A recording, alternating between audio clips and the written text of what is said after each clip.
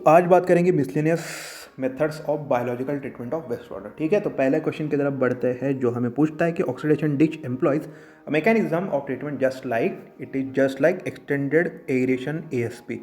Okay, देखो extended aeration ASP में क्या किया जाता है, वेस्ट वाटर को ज़्यादा टाइम के लिए रिटेन करके वहाँ पे बहुत लंबे समय के लिए एयरेशन मतलब ऑक्सीजन प्रोवाइड किया जाता है। सेम वे ऑक्सीडेशन डिश में भी ऑक्सीडेशन डिश रहता क्या है, एक ओवल शेप का चैनल रहता है बहुत लंबा सा, जहाँ पे रोटर्स रहते हैं जो कंटिन्यूसली सीवेज को मिक्स करेंगे और सीवेज के अंदर ऑक्सीजन को इन्फ्यूज कराएंगे, डिफ्यूज करेंगे। ओके, सेम चीज़ यूज़ की जाती है एक्सटेंडेड एयरेशन एएसपी में। तो इसलिए ऑक्सीडेशन डिच का सिमिलिट्यूड, सिमिलैरिटी, समानता किसके साथ देखी गई, एक्सटेंडेड एयरेशन एएसपी। ओके, दूसरा question, oxidation ditch can remove suspended solids up to 95%। SS कितना निकालेगा ऑक्सीडेशन डिच, 95%। बीओडी कितना निकालेगा, 98%। रिमेंबर ऑक्सीडेशन डिच का SS removal efficiency 95%, BOD removal efficiency 98%। Then in stabilisation pond, और जिसको ऑक्सीडेशन पॉन्ड भी बोला जाता है, फॉलोइंग एक्टिविटी टेक्स प्लेस। देखो ऑक्सीडेशन पॉन्ड अगर है तो वहाँ पे अपर लेयर में जहाँ पे ऑक्सीजन मिक्स होते रहेगा एयर वेव्स की वजह से, वहाँ पे होने वाला है एरोबिक डिकम्पोजिशन। जितना भी ऑर्गेनिक मैटर नीचे सेटल हो जाएगा वहाँ पे कैरी आउट होने वाला है एनारोबिक डिकम्पोजिशन। और इंटरमीडिएट ऐसे बैक्टीरिया भी काम करेंगे जिनको डिकम्पोजिशन के लिए, ऑर्गेनिक मैटर के डिकम्पोजिशन के लिए ऑक्सीजन चलता भी है, मतलब रिक्वायर्ड भी रहता है और नहीं भी रहता, तो उस बैक्टीरिया को क्या बोला जाता है, फैकल्टेटिव। तो इंटरमीडिएट लेयर में कौन काम करेगा, फैकल्टेटिव बैक्टीरिया। तो यहाँ पे तीनों टाइप के बैक्टीरिया काम करते हैं, इसलिए एरोबिक, एनारोबिक, फैकल्टेटिव, डिकम्पोजिशन तीनों के तीनों वेज में वेस्ट वाटर यहाँ पे स्टेबलाइज होता है। तो ऑल ऑफ द अबव हमारा correct answer. Advantage of stabilization pond is that वहाँ पे एरिया छोटा लगता है, नहीं बहुत बड़ा एरिया रहता है। पहला ऑप्शन कट कर दिया तो चौथा भी कट हो जाएगा, क्योंकि चौथा कौन सा है, ऑल ऑफ द अबव। उसके बाद there are no odour problem, odour problem रहता है स्टेबलाइजेशन पॉन्ड या ऑक्सीडेशन पॉन्ड जहाँ पे रहा वहाँ पे बहुत ज़्यादा बदबू रहती है, बहुत ज़्यादा बेकार स्मेल रहता है, तो ओडर पॉन्ड रहता है। तो यहाँ पे नहीं रहता है को कर देंगे cut. Regulation of effluent is possible, जी हाँ, जो इफ्लुएंट है, जो वेस्ट वाटर आपको बाहर निकालना है ट्रीटमेंट के बाद, उसके ऊपर का जो क्वालिटी कंट्रोल है वो रखना बहुत ज़्यादा ईजी है।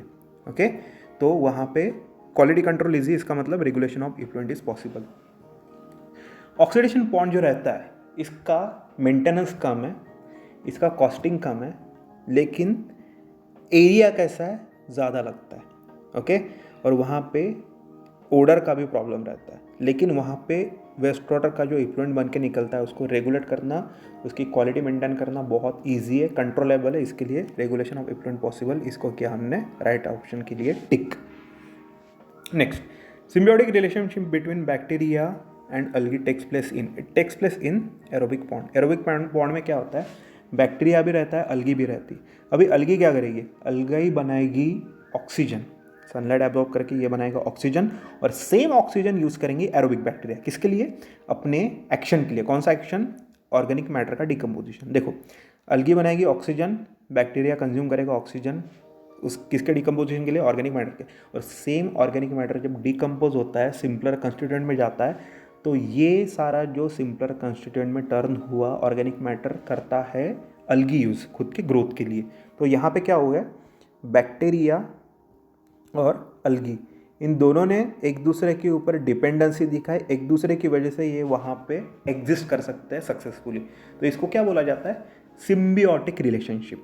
ओके, तो यहाँ पे क्या हो गया, एरोबिक पॉन्ड में ये सिम्बियोटिक रिलेशनशिप, या फिर इसको बोला जाता है बैक्टीरिया अल्गल सिम्बियोटिक रिलेशनशिप। तो ये एग्जिस्ट करता है एरोबिक पॉन्ड में। ठीक है, चलो, in faculty pond treatment of waste water is carried out by. देखो यहाँ पे कंफ्यूजन वाली चीज़ है कि यहाँ पे बोला कि फैकल्टेटिव पॉन्ड, तो हमें लगता है कि फैकल्टेटिव बैक्टीरिया काम करता है, लेकिन नहीं, अपर लेयर में यहाँ पे भी एरोबिक बैक्टीरिया काम करता है, बॉटम मोस्ट में एनारोबिक बैक्टीरिया भी काम करता है, और फैकल्टेटिव बैक्टीरिया प्रोमिनेंटली रहता है करके यहाँ पे इसको बोला गया facultative pond.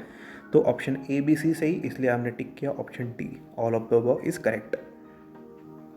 Then choose the correct statement with respect to operation of aerated lagoon. Aerated lagoon के बारे में सही वाला स्टेटमेंट करना है, क्लिक। देखो यहाँ पे बीओडी का रिमूवल का इफिशियंसी बताया गया कि 99%, लेकिन एरेटेड लगून में बीओडी रिमूवल इफिशिएंसी है 95%। तो यहाँ पे ऑप्शन बी को हम कर देंगे कट।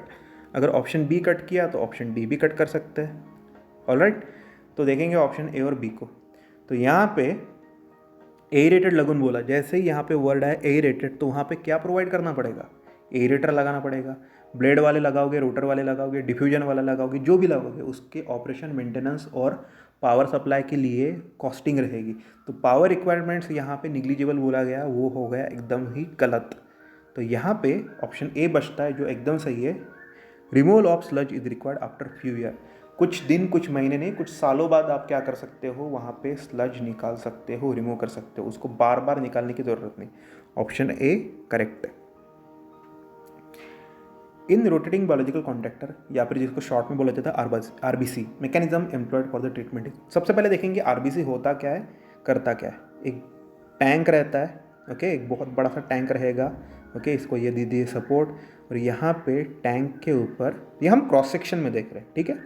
यहाँ पे इस टैंक के अंदर रहेगा एक शाफ्ट, ओके, शाफ्ट के ऊपर बहुत लंबा शाफ्ट है, तो यहाँ पे बहुत लंबी पतली पतली सी डिस्क लगाई जाएंगी जिसका क्रॉस सेक्शन बहुत कम है, और इसको ऐसे पुट किया जाता है कि इसका डिस्क का 40% एरिया जो है, क्रॉस सेक्शनल एरिया 40% इस टैंक के अंदर जो हमने वेस्ट वाटर भर दिया, ये क्या है, वेस्ट वाटर या फिर सीवेज, ये 40% यहाँ पे सबमर्जेंस रहे या फिर ये 40% डूबी हुई रहे। तो इन डिस्क को इस शाफ्ट के ऊपर जो फिट की गई, इनको एक रोटेशन दिया जाता है, ओके, और ये रोटेशन स्पीड बहुत कम होता है, 2, 3, 4, 5 आरपीएम, ओके। तो इस बहुत कम आरपीएम पे जब ये डिस्क घूमती है और यहाँ पे क्या प्रेजेंट है, वेस्ट वाटर, तो ये वेस्ट वाटर के अंदर से जाएगी, बाहर आएगी, जाएगी, बाहर आएगी, तो धीरे धीरे क्या होगा, डिस्क के ऊपर बैक्टीरिया और ऑर्गेनिक मैटर दोनों चिपक जाएंगे, क्योंकि डिस्क का जो एरिया दिया रहता है वो थोड़ा रफ रहता है। तो इस रफ एरिया के ऊपर जब ऑर्गेनिक मैटर और बैक्टीरिया चिपक गए और ये आ गई एयर के प्रेजेंस में, तो वहाँ पे ऑक्सीजन भी आ गया।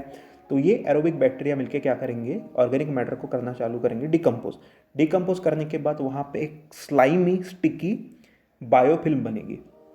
अब ये बायोफिल्म बन गई तो ये वापस किस में जाती है, रोटेशन कंटिन्यू रहेंगे ना, ये रोटेट होकर वापस से जाएंगे वेस्ट वाटर के अंदर। वेस्ट वाटर के अंदर जितना भी ऑर्गेनिक मैटर और भी बचा हुआ है, ये सारा वो स्टिकी स्लाइमी बायोफिल्म के ऊपर चिपक जाएगा।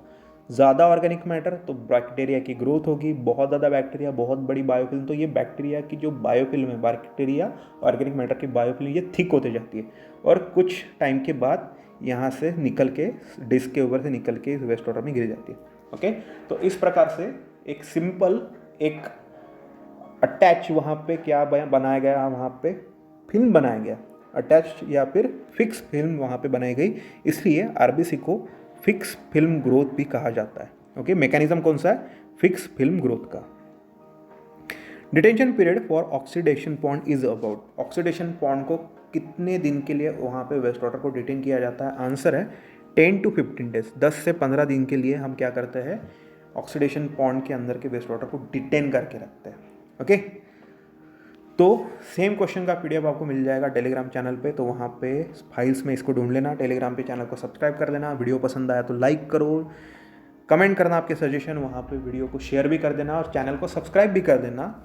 और ये सारे जो लिंक्स हैं यहाँ पे, सारे जो यहाँ पे दिए गया है, यूट्यूब का मेन चैनल, टेलीग्राम का चैनल, इंस्टाग्राम का जो पेज है, उसके लिंक आपको डिस्क्रिप्शन में मिल जाएंगे। तब तक के लिए टेक केयर, बाय बाय।